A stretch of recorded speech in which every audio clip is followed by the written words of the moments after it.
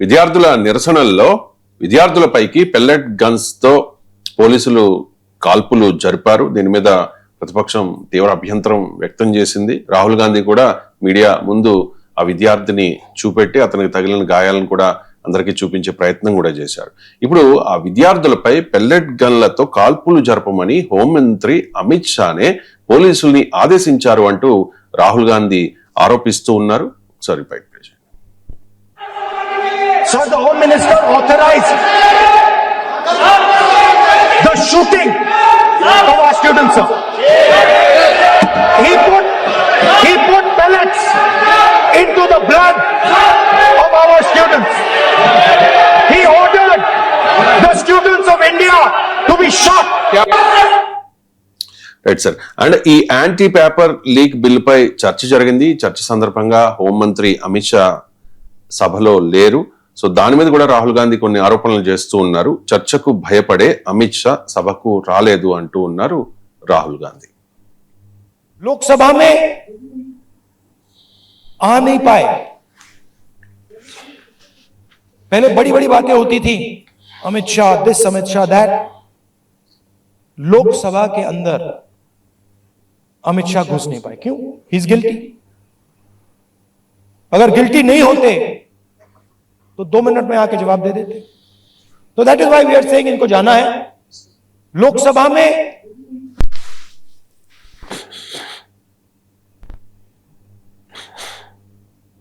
Right sir. ఇప్పుడు అమిత్ షాని target చేస్తున్నారు సార్ రాహుల్ గాంధీ. అంటే అమిత్ షాని టార్గెట్ చేయకపోతే ఇంకెవరిని చేస్తారు? ఇప్పుడు మీకు నరేంద్ర మోడీ ప్రభుత్వంలో నెంబర్ 2, మీకు ధర్మేంద్ర ప్రధాన్ అయిపోయింది. ధర్మేంద్ర ప్రధాన్ రిజైన్ చేశారు, వెళ్ళిపోయారు.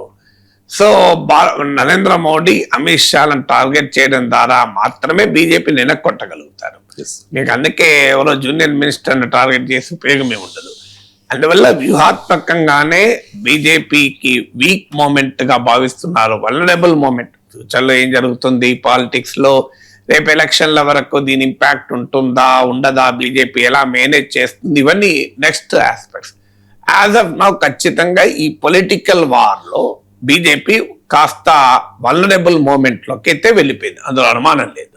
ఎందుకంటే ఆఖరికి కాక్రోచ్ జనతా పార్టీ అసలు రూపమే లేని, రంగే లేని, వాసనే లేని రాజకీయ పార్టీయే కానీ ఒక ఉద్యమం ఉంది, ఒక సటారికల్ మీమ్తో ప్రారంభమైనటువంటి ఒక పెద్ద ఉద్యమంగా రూపాంతరం చెందడం బీజేపీ ఇప్పటికీ కూడా డైజెస్ట్ చేసుకోలేని పరిస్థితి. ఎందుకు ఇలా జరిగింది అని ఏ ప్రతిపక్ష పార్టీ తనని ఈ స్థాయిలో ఛాలెంజ్ చేయలేదు, ఏ ప్రతిపక్ష పార్టీ ఈ స్థాయిలో జనాన్ని మొబిలైజ్ చేయలేకపోయింది. అందులో తాము సేఫ్ కాన్స్టిట్యున్సీగా భావిస్తున్న యంగ్ ఓటర్స్, జెన్జీ ఓటర్స్ పైన ఇది ప్రభావం కనుక దీని ఇంపాక్ట్ ఎలా ఉంటుంది అన్న టెన్షన్ మీకు క్లియర్ గా బీజేపీ పైన పడిన మాట నిజం. అందుకే జెన్జీ లాంగ్వేజ్ మొదలు పెట్టారు. ప్రధానమంత్రి వర్టికల్ ఫార్మాట్ లో వీడియోలు చేస్తున్నారు, మై డియర్ ఫ్రెండ్స్ అనుకుంటూ మాట్లాడుతున్నారు, రాత్రి మిడ్నైట్ వీడియోలు రిలీజ్ చేస్తున్నారు.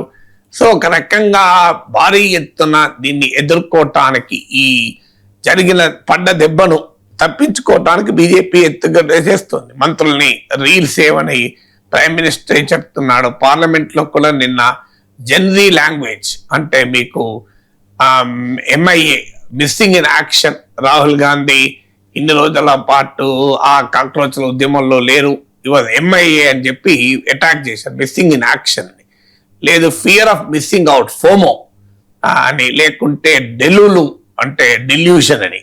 సో డెలులు అంటూ ఇలా మీకు లింగో, ఈ జెన్జీ లింగోను వాడడం మొదలు పెట్టారు అపోజిషన్ లో. సో అందువల్ల బీజేపీ ఆ ప్రయత్నం కంగనా రనౌత్ లాంటి ఫిలిం సెలబ్రిటీ కమ్ పొలిటీషియన్లను దించి యంగర్ ఓటర్లను ఇన్ఫ్లుయెన్స్ చేయాలి, అపోజిషన్ టార్గెట్ చేయాలి, ఈ ప్రయత్నాలన్నీ బీజేపీ చేస్తుంది. సో దానికి కౌంటర్ గా అపోజిషన్ కూడా ధర్మేంద్ర ప్రధాన్ రాజీనామా చేయడంతో ఈ ఇష్యూ సమసిపోకుండా దీని పొలిటికల్ హీట్ ను పెంచేటువంటి ప్రయత్నం అపోజిషన్ చేస్తుంది. సో బీజేపీ దీన్ని ఈ ఫెయిల్యూర్ నుంచి బయటపడటానికి చాలా శరవేగంగా ఫాస్ట్ ట్రాక్ కోర్టులు పెట్టాము, మేము యాంటీ పేపర్ లీక్ బిల్లు తెచ్చాము అంటూ బీజేపీ దీన్ని క్యాంపెయిన్ చేస్తుంది. చూడండి, మేము పరిష్కారాన్ని వెతుకుంటున్నాం. అలాగే నేషనల్ మీడియాలో, ముఖ్యంగా గోధీ మీడియాలో క్యాంపెయిన్ అదే, మోడీ అంటే సొల్యూషను. చూడు, ఇష్యూకు అపోజిషన్ పాలిటిక్స్ చేస్తుంటే మోడీ సొల్యూషన్స్ వెతుకుతున్నారని.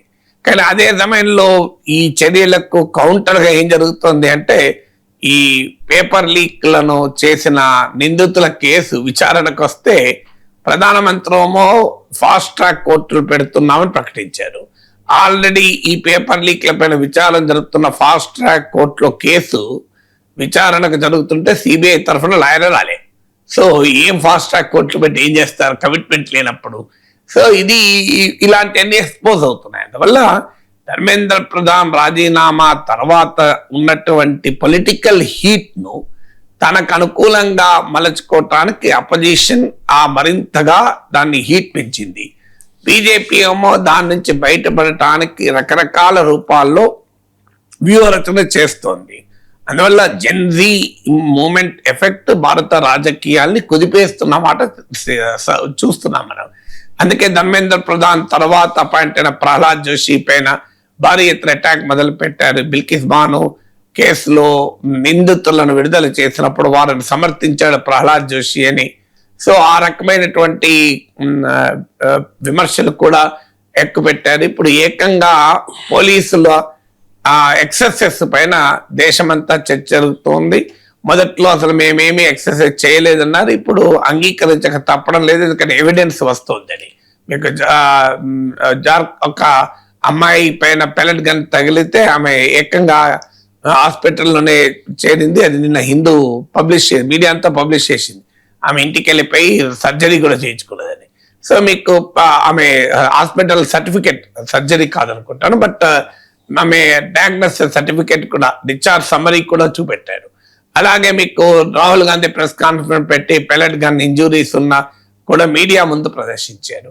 పెల్లెట్ గన్ వాడామని అంగీకరించక తప్పని పరిస్థితి. బీహార్లో అయితే ఒక అతను మీకు ఏకంగా AK-47 ఎక్కుపెట్టాడు విద్యార్థుల పైన. సో ఈవెన్ సుప్రీం కోర్టు కూడా చాలా సీరియస్ గా తీసుకుని కేసు టేకప్ చేసింది. అందువల్ల ఢిల్లీ పోలీసు ఈ నిరసనల సమయంలో ఎక్సెసెస్ కు పాల్పడింది అనేది క్లియర్ గా డాక్యుమెంట్ అయింది. సో దాన్ని పార్లమెంట్ లో అపోజిషన్ చాలా ప్రధాన అంశంగా చేపట్టింది.